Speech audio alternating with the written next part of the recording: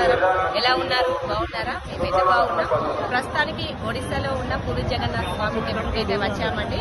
మేము వచ్చి 2 days అవుతుంది. స్వామివారి దర్శనం అయితే నిన్న చేసుకున్నాము. మేము చాలా అద్భుతంగా ఉంది. ఇప్పుడు ఇక్కడ భక్తుల సంఖ్య అయితే చూద్దాం. క్యూ లైన్ లో ఎంతమంది భక్తులు అయితే ఉన్నారు చూస్తానండి. ఎండాకాలం కాబట్టి ఎండ దగ్గర నుండి చాలా మంది భక్తులు అయితే వెయిట్ చేస్తున్నారు స్వామివారి దర్శనం.